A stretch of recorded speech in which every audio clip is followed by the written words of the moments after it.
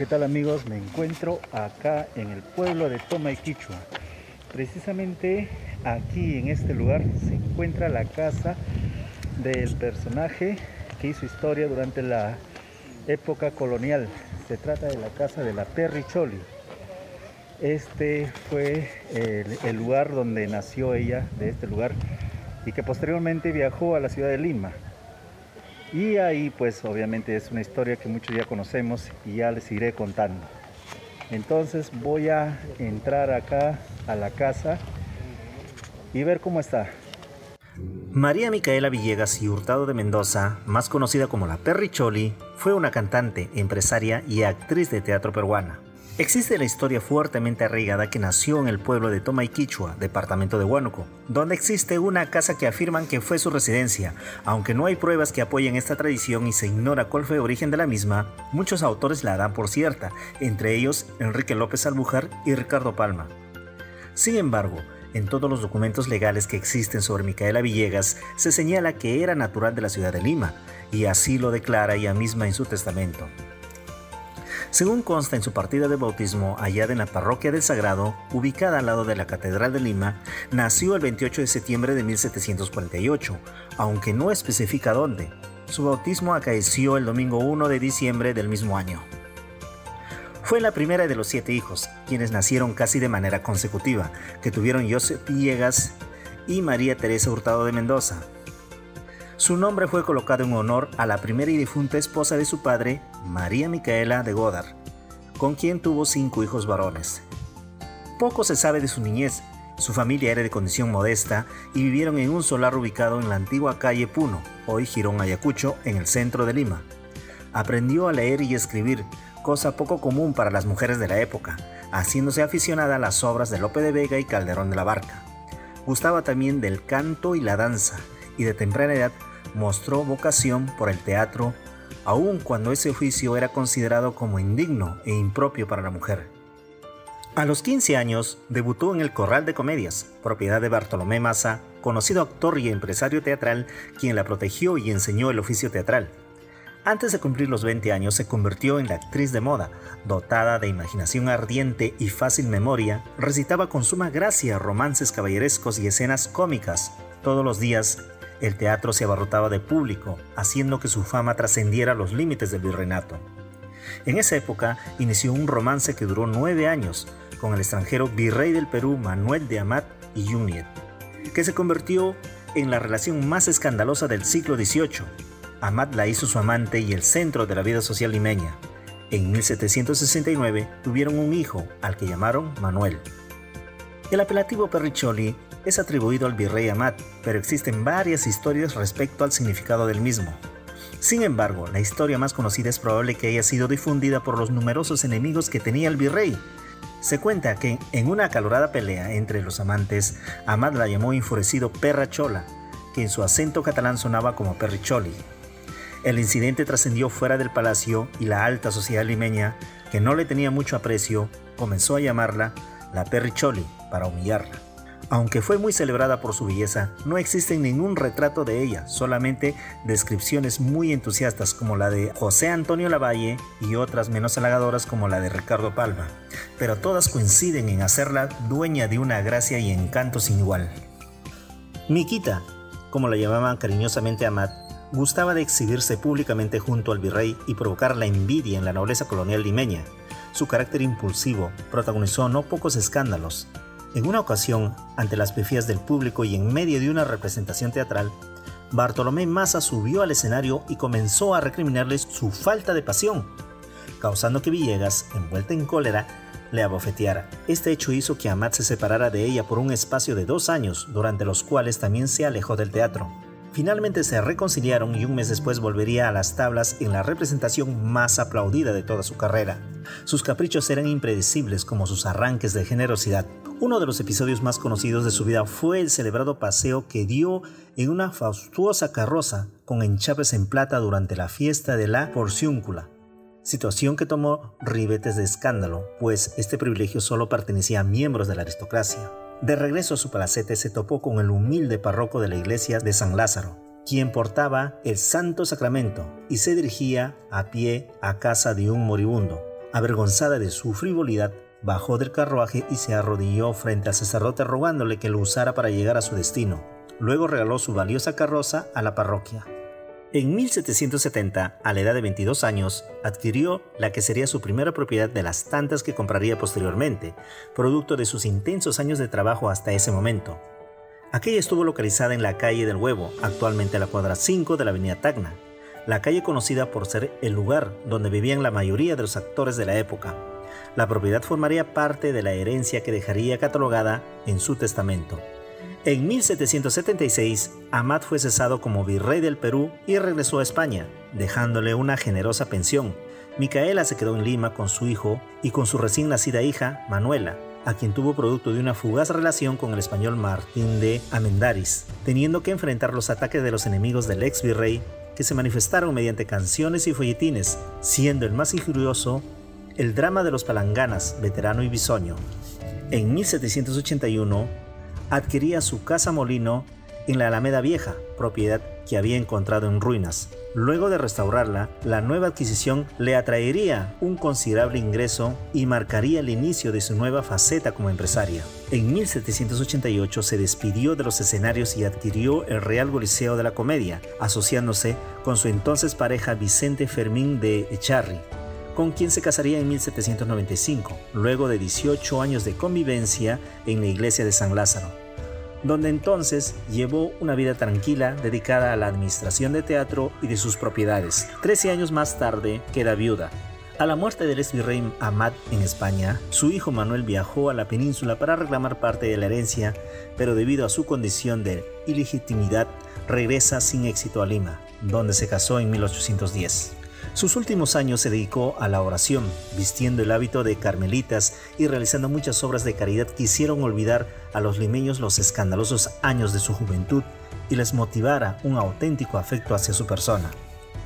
Micaela Villegas murió en su casa de Alameda Vieja el 16 de mayo de 1819 a la edad de 70 años. Antes de morir, había amasado una considerable fortuna que incluía casas, terrenos repartidos en toda la ciudad y sus alrededores, de la cual dejó como herederos a su hijo Manuel y a su nieta mayor Tomasa. La imagen de Villegas ha sido definida y construida por el imaginario de la población debido principalmente a las tradiciones peruanas del afamado escritor Ricardo Palma, quien recogió anécdotas de la cultura popular las cuales combinó con su propio ingenio. Entre los mitos popularizados por este libro de ficción está que ella era impulsiva y caprichosa, o que Amat construyó obras como la Alameda de los Descalzos o el Paseo de las Aguas para impresionarla. De la misma forma, su nombre se le ha ligado a la imagen del Señor de los Milagros, de la cual era muy devota, puesto que se considera que fue por su influencia sobre el virrey Amat que éste donó y colaboró para la construcción del Templo de las Nazarenas. Por otro lado, la Quinta de Presa ha sido relacionada de la misma forma con la Perricholi, por haber sido el supuesto escenario en el cual se desarrollaban sus amoríos con Amat y Junyent. Sin embargo, esta creencia ha sido totalmente desmentida por los historiadores y biógrafos del artista, ya que los lugares en los cuales se reunían, y se tiene constancia de ello, era el antiguo balneario de Miraflores o la Quinta del Prado. Este último sitio, construido en 1762 por órdenes del entonces virrey como lugar de descanso, se encuentra en los Barrios Altos, en actual estado ruinoso. Fue declarado Patrimonio Cultural de la Nación en 1972.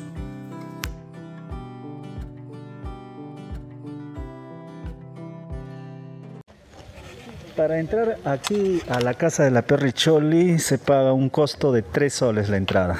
Entonces vamos a entrar y ver lo que hay adentro. Bien, estamos entrando ya a la casa museo. Es prácticamente como un museo que quedó de la casa de la Perricholi. Y aquí se ve muy elegante la casita. Y acá ya podemos ir iniciando el recorrido. Y bien, pues acá encontramos unos crípticos donde dan bastante información relacionada aquí a este personaje. Se dice que su nombre oficial era Micaela Villegas y la conocieron como Perricholi.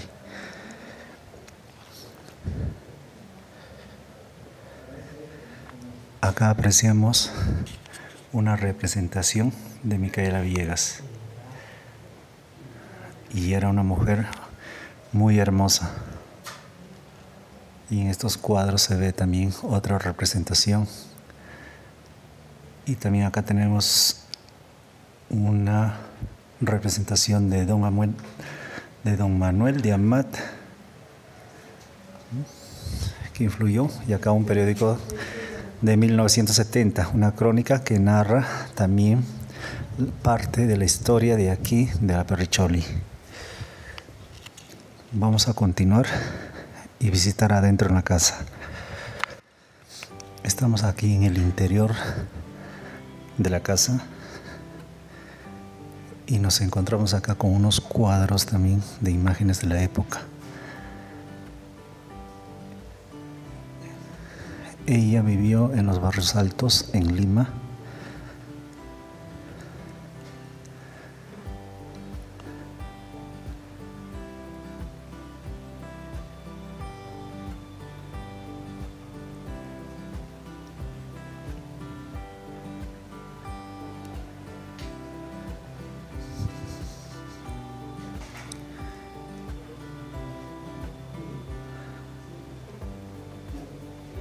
Y acá tenemos también una representación de este personaje. Increíble, realmente estoy muy sorprendido de la vestimenta de la época y de la belleza que irradia este personaje. Bastante sorprendente. Bien sabido que era alta.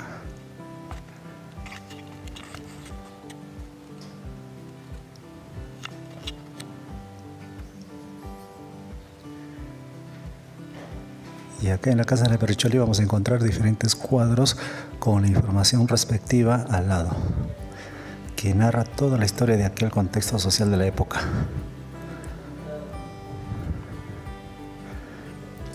Esto es la cama donde supuestamente ella dormía. Y contiene todas las características de los muebles de aquella época. Podemos ver acá la cámara, acá podemos ver una cómoda y un espejo con unos cajones. Vamos a ver qué hay acá. Obviamente que hay algunas cosas, pero pienso que está prohibido abrir eso, así que lo dejo ahí nomás.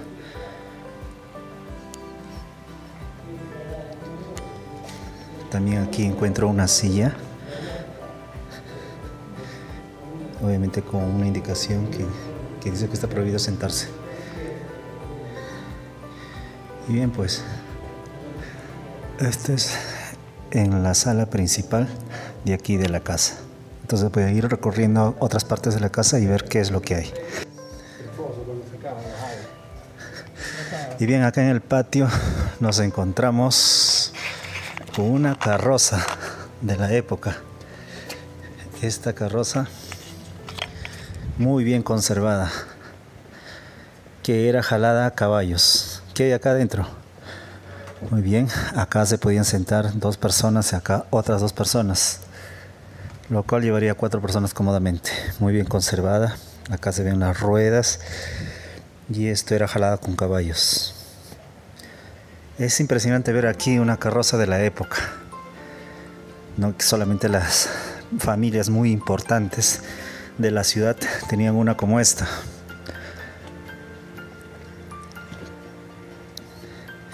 Y de acá, desde este lugar, vemos una vista impresionante de acá del pueblo. Obviamente en aquella época no se verían las casas que hay ahora y se vería de forma más natural. También hay un pozo, estaré pasando por ahí luego, y acá los árboles. Voy a continuar acá subiendo. ¿Qué tenemos aquí? La cocina, ¿no? Pues acá claramente representa la cocina de aquella época, de acá precisamente del pueblo. Se alumbraban con estas lámparas que funcionan con combustible. Acá tenemos una estufa. Esto funcionaba a leña y estos son los accesorios de cocina que servían para preparar los alimentos. Acá también encontramos unos jarrones donde probablemente guardaban la chicha de jora y los insumos de aquella época. Y esto es una escoba, servía para barrer, ¿no? De forma artesanal hecha. Muy bien conservada. Acá se ve que las piedras y todo eso ha sido reconstruido, manteniendo el estilo de aquella época. Hasta el techo mismo conservan los mismos materiales con los que se construían aquellas casas por los pobladores. Es obvio que esta construcción era de acá, propia de la época, porque ya en la ciudad de Lima utilizaban otro tipo de arquitectura, ya muy bien elaborada también en aquellos tiempos. Bien, vamos a seguir viendo qué cosa hay acá. Continuamos el recorrido y encontramos acá. Bueno, hola. Estas son artesanías de acá de la zona, ¿no? Bien. Esta es una representación de los negritos de Huánuco. Una figura muy importante de acá, de toda esta región. ¿Y cuánto cuestan estos muñequitos de los negritos de Huánuco? 13 soles. Muy bonitos estos adornos. Acá un pozo con su... Interesante. Y este pozo de agua, 18 soles, ¿no? Qué bonito. Muy curioso y muy llamativo a la vez. Entonces, ya saben, viajeros, al venir aquí a visitar la casa de la Perricholi, no olviden llevarse un recuerdo de acá, de este lugar. Bien, vamos a continuar. ¿Qué más hay por acá? Creo que eso es todo. Entonces vamos a visitar el pozo de agua.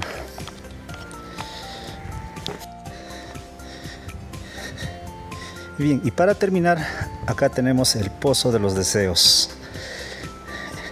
Aquí mantiene el estilo también de la época cuando sacaban el agua de un pozo. Utilizaban pues este tipo de una especie de balde construida a madera para sacar agua. Hoy en día las personas arrojan una moneda con la esperanza de que algún deseo les sea pues cumplida, concretada. Y se llama entonces de ahí el pozo de los deseos. Bien, esto es todo lo que ha sido hoy relacionado acá a la casa de la Perricholi. Desde acá estoy viendo una apreciación también de acá de la carroza de la época. Esta se utilizaba bastante en la ciudad de Lima. Vamos a continuar y ver la fachada de acá, de la casa. Y bien, pues como les iba contando, acabo de visitar acá la casa de la Perricholi y ya me estoy despidiendo de acá del lugar. Aquí en el pueblo de Toma y Quichua todavía encontramos algunas casitas antiguas que conservan todavía el diseño de aquella época, como lo que estamos viendo acá. En esa época de este personaje, pues todas las casas tenían este tipo de diseño, eran construidas con adobe y con techos de teja. Hoy en día pues el pueblo está cambiando de manera drástica, ya con materiales nuevos, y ya pierde ya su figura original de lo que era en aquella época. Esto es la plaza de aquí de Toma y Quichua, o lo que ahora es como la plaza, ya bastante modernizada. Están reconstruyendo la iglesia aquí y todavía por ahí se pueden apreciar algunas casitas, pero ya este lugar se está transformando totalmente. Bueno, nos vamos y ha sido un placer visitar este pueblo.